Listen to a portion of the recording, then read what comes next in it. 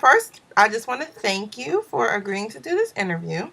As you know, I contacted you because I came across your work when I was doing the Right Brain Business Plan workshop online.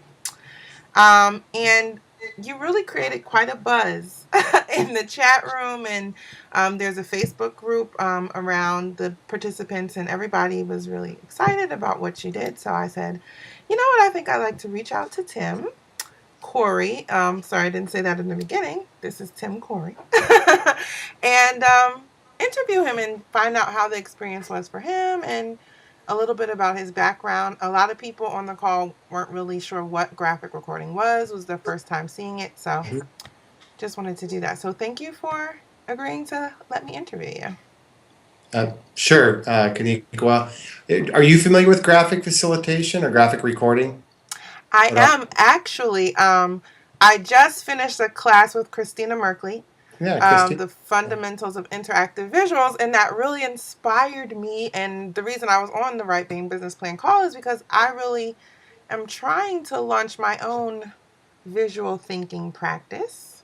Mhm. So I'm just starting out, and I was really excited when I was on the call, and I said, "Well, they have a graphic recorder here. How cool!"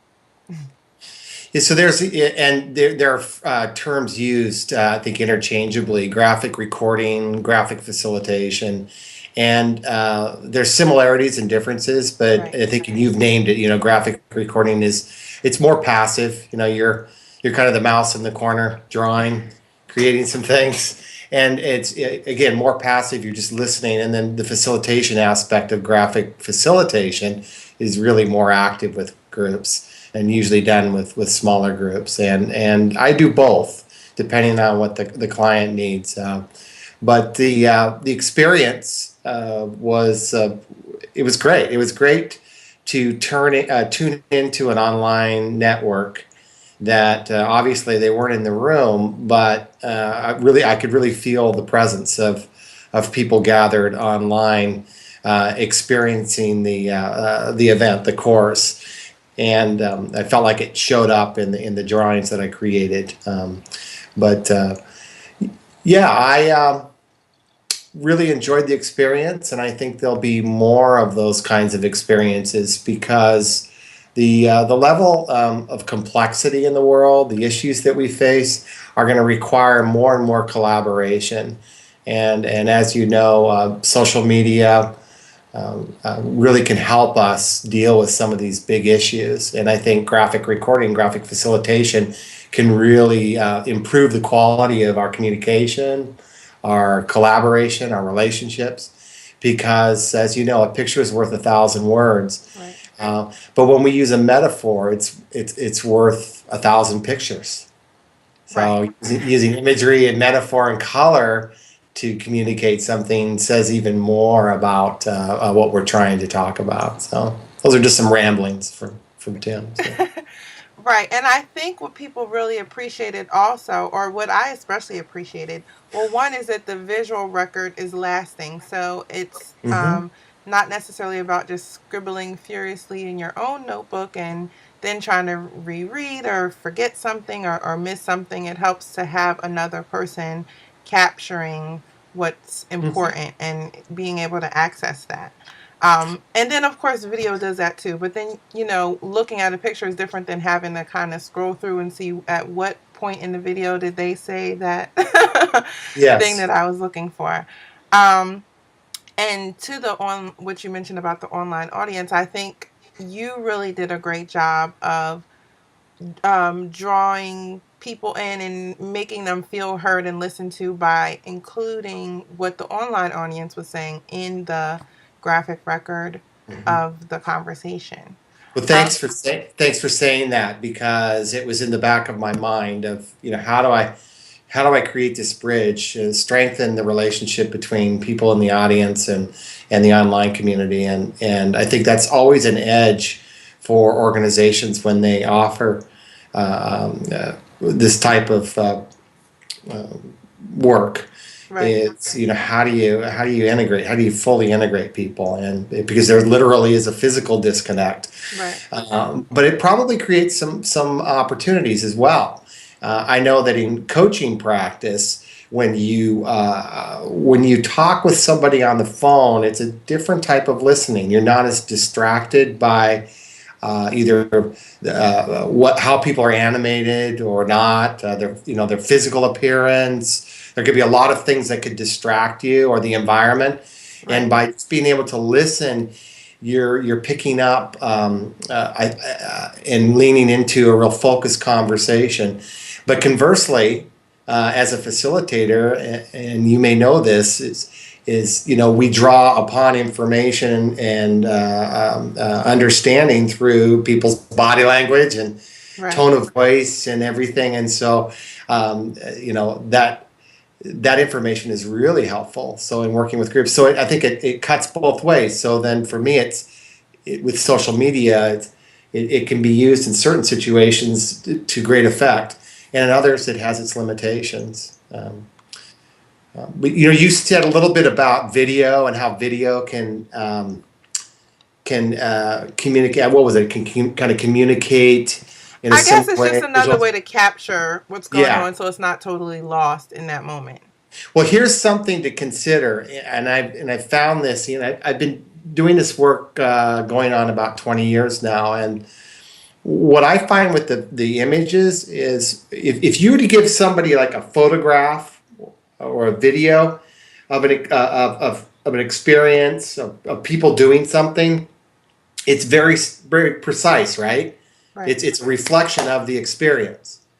But if you give somebody a pencil drawing or something, a representation, a symbolic representation of that image, you're not as connected to it. You're not looking at it at the 50-foot level, or like with the image, you're right there. It's like a reflection. Right. But when you see something in a hand drawn, very simple image, you have a tendency to kind of disconnect yourself from what the image is. So it gives you a level of objectivity that you really can't get with, I think, video or with photographs. It gives you a level of objectivity where you're more at the 100-foot or 500-foot level and able to see a bigger picture. Because images, they evoke, right? They evoke a feeling, Right. a reaction, and especially when you're working as a group, and you need to develop a shared understanding of something. That means that I have to let go of my point of view to a certain extent. I have to let go of what I think is the answer and be open to other people's ideas. And I think that's where imagery, graphic recording really helps. Is it allows us to stand back a little bit and see our idea and how it relates to kind of other people's ideas in a more objective manner, knowing that you can always go back to claiming your idea and promoting that. Right. It gives you a place. And David Sivit, who Christina I know is greatly influenced by, and myself as well. The basis of his foundation of his work is around building group memory. Right. And that's really at the heart, I think, of graphic recording, graphic facilitation is we're building group memories that can be used for collaboration, can be used to get things done in the world, to understand things. So. And I actually, one of the things I've read or came across quite a bit in looking into this field is that graphic facilitators or graphic recorders, they also listen to what's not being said in the room. So, in terms of you being, can you talk a little bit about how you kind of really sift through all the information that's coming at you and really try to capture what it is really the essence of what's going on with the group at that moment?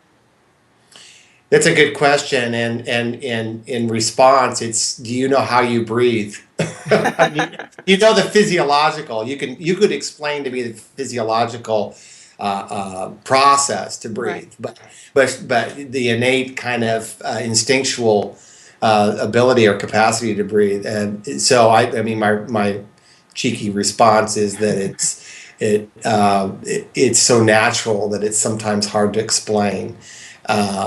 But there's a range, of listening, and I think there is one school, and it's really where a lot of this work started. Is you don't, and it's, you don't add anything to the graphic.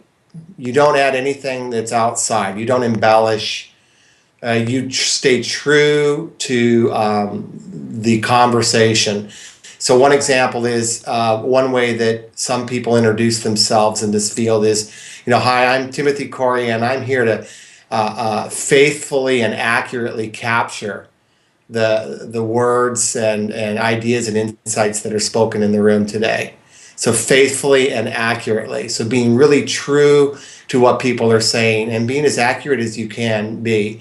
Now that's I think where this work really started, is really honoring what people are saying and being very faithful and accurate. Right.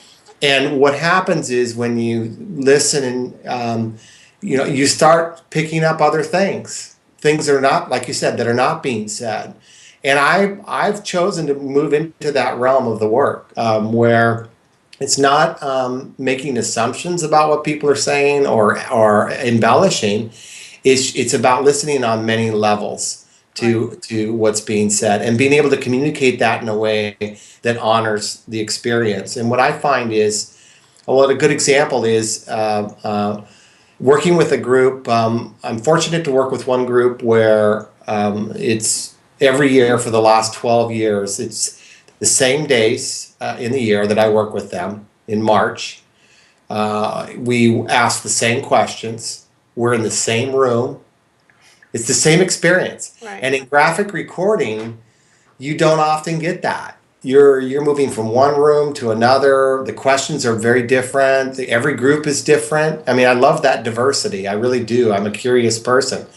But this is one place in my practice where there's a level of consistency. And I use that every year to, so to speak, calibrate my work for the next year, my listening. Interesting. And what I found with that is that with that controlled environment, I'm able to really listen and understand more. And here's an example. In this situation, people are coming up and in this event, they're coming up and they're sharing their vision for leadership. And so I'm listening to executives talk about leadership from their perspective for about 15 minutes each. And so I have a flip chart and I create a simple image that illustrates what they're talking about. And with some people, I'll draw. This doesn't happen often, but I'll draw. So drawing some image, and then they'll start talking about their leadership, and I will have already drawn what they're talking about. Wow. And there really wasn't any kind of precursor or anything that would give me an indication to what they were going to speak. So for me, that's an experience of intuition or insight. I think me being able to tap into multiple levels of listening. And so the way that I would explain that is that they were thinking about it, and I was able to pick that up for some reason. And so my ability to kind of tune in was really present in that moment. And that's happened, several times over the years, and maybe once or twice each year it happens in that group. So having that experience a few times has shown me that we're tapping into a lot when we listen in this way, and we have to make some choices about what we pay attention to. Right. And I think one of the things that I got out of that, especially from the beginning, is in terms of listening or doing this work, you really have to suspend judgment or suspend what you think is important, or making what you want to stand out, and really listen to what is important for the person that's speaking and or the group that's receiving that information, and to faithfully and accurately record that in the moment. Very true. And I love the words you use, suspending judgment. Those are some of my favorite words, because when we suspend judgment, it opens us up to so much more. And you asked me a little bit about the process of listening. Just think about what's going on when someone is graphically recording. you're listening to an experience. You're listening to people talk about things often that they really care about. So you're to often tapping into something that's very important to people. So you're listening to it. You're taking in the words. You're taking in probably some underlying feelings that come with that, and then you're transforming that into some imagery, to some color, and hopefully you've had time with the organization or group sponsoring to get a sense of what their what the outcome is of the event, and kind of get a sense of where you're going with it. But you're taking this information in, and you're finding images, colors, words, keywords. You're capturing the nugget of what's being said, and then you're physically, kinesthetically taking that and putting that on paper. And then if you're fortunate, towards the end of the day or the session, you help people make meaning of that through a harvest or through a verbal summary. Right. Think about how much, and then if you take that work and you take a photograph of it, and I like to use Photoshop and go through and really make the images look as best as they can be. Then I'm handling the information again. So in a way, you're going through what people have said 2, 3, 4 times. You're Right. processing it in different ways. And that's a very unique experience. And I think I don't know what it does to our brains, but I know that it really does shift. A person told me a long time ago that the corpus callosum, that bundle of nerves between the two hemispheres, in people that do this work, their thought was that it must be really well developed because of the amount of work in our brain that going through back and forth through the different hemispheres is really big, is really at a high rate. And so her thought was that we probably possess a pretty large bundle of nerves up there that allow us to process things Right. much faster. So anyway, the point I'm making with this is that just think about the process we go through to understand what people are saying. And that can't help but have an impact on how we view the world and how we view the information that we're listening to. Right. So that's the process that I see happening. And then for me, you asked a question earlier on about the work, summary work, and how that was for me, and having her having Jennifer have me do some type of summary. Right. That type of work I've been doing for about 15 years, and it's really important to me. And I started asking clients to have me do that. And at first they were like, well, I don't know. And then they would have me speak, and it just made so much sense because it had a way of closing the loop on the graphic. Right. And on the work that people were seeing me create. And so now it's just standard. Okay, so that's something that you instituted. Yeah.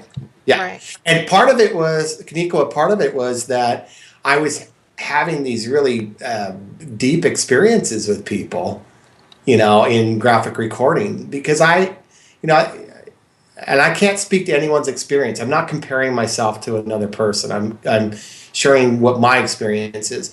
And I tend to, and I always have, to feel things pretty deeply. I love people, and I'm curious about what is important to them. And so I think it shows up in my graphic recording that there's a soulful aspect to the work that I do. And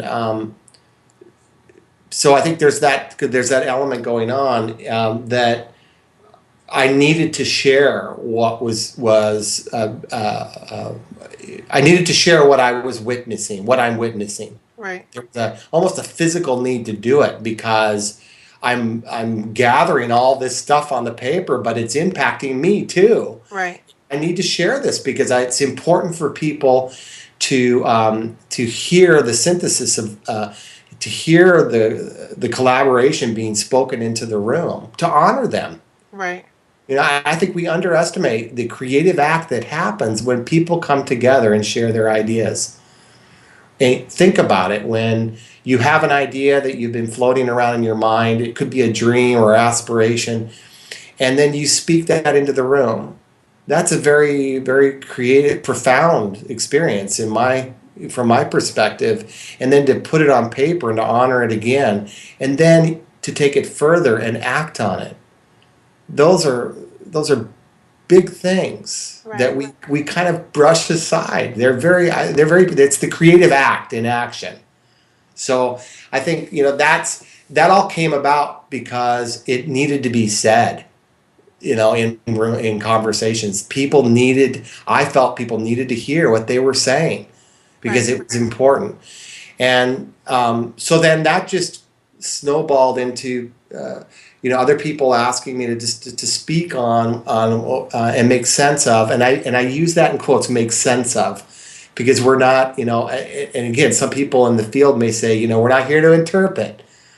But what I do is I speak to what is being said, and if I've captured it well, then I'm just repeating what people have already expressed. So I'm not adding to it, and that's been reinforced. People will tell me, you nailed it. Right. Yeah, that was very accurate, and I'm always really careful about that. That I'm not interjecting my beliefs or opinions. So where that's evolved to is with some communities. I'll be called in. I think I'm in some ways becoming a historian Okay. or a cultural connector.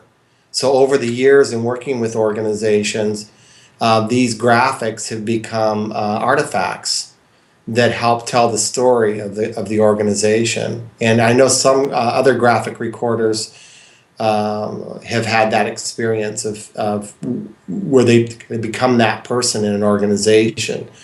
So I serve that purpose for in the Native American community for a few of those communities Okay. Um, as a carrier of some of this history that has gone on in these conversations that I've recorded. So you start holding that, and then what ends up happening is that as new events happen, I keep adding to this graphic, this story, and and then it serves in their decision making. It serves to honor their experience, especially like I said in Native American communities. Oral tradition is they're not a written language. They don't have a written language. They do now, but in the Northwest. But for 10,000 years, it's been oral tradition. Wow. So what you'll find is in cultures that are more oral tradition, more story based, graphic recording just thrives. It makes so much sense in those communities. More so in kind of more the right brain, I think, communities. If we were Right. to use right brain, left brain, um, yeah. So I think you said a couple of things just now that resonated. I really did back to the point, and this is why I brought it up. Because again, like you said, sometimes the graphic recorder can sort of seem like that mouse in the corner, silent partner. I did appreciate that you were brought into the process and you reflected back what was going on. So I think you were able to reflect both visually and through speech what happened throughout the process. And what you said about the Native Americans is actually very interesting to me, just based on my background. My mother is actually a professional storyteller. um, and is very rooted in the African oral tradition.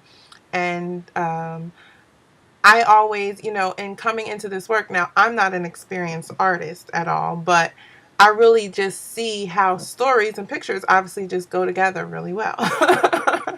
and I think that works. The artist aspect. We need to. I really feel that we need to kind of banish that thought that that, I'm not an artist, or I know you're not saying that, but you Right. don't approach it. You don't approach it from that perspective, and I think that's great. I think approaching it from the curious listener is a much better place to be. And I think you've named, if you don't already know this, if you're moving into this work, a great place for you to start is listening to your mom or to people tell stories and capture those stories. Right. That doing it in that way will help you move your work, your practice along a lot faster, I think. Not faster, but I think in more natural way that will get you a more satisfying experience, and Right. will help strengthen this work if this is the work that you choose to do, or if it chooses you, really, I think. But that would be a great place to start, That's because great. it's all about the shared experience. It's all about, in stories, we don't just communicate it through words, we communicate it through our tone of voice and how we sit or stand or what we do physically. Right. So I think if you're in listening to those and capturing them in pictures and color, could really help you, I think.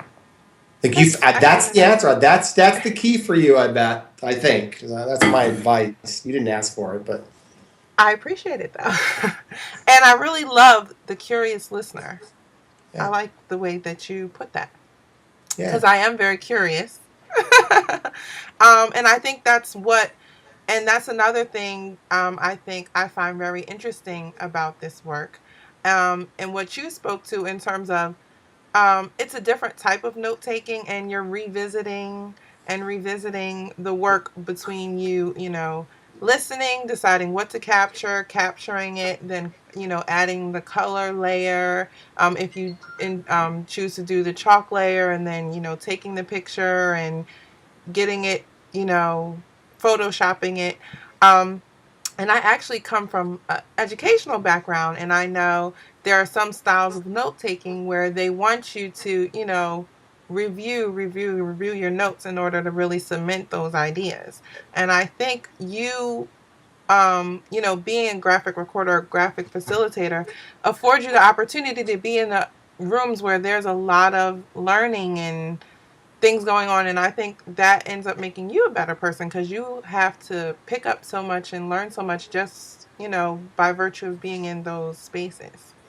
yes, that's a very good point. And when I think about the diversity and variety of groups that I've worked with, and a little, each one of them, a little bit of that experience is in me, and I carry it. And I tell this to people, what I've experienced here, I will carry forward. Not the specific content, Right. obviously, the spirit of what is being spoken and said. And it can't help but change you, I think, in a little way or a big way, and how you see the world too. Yeah.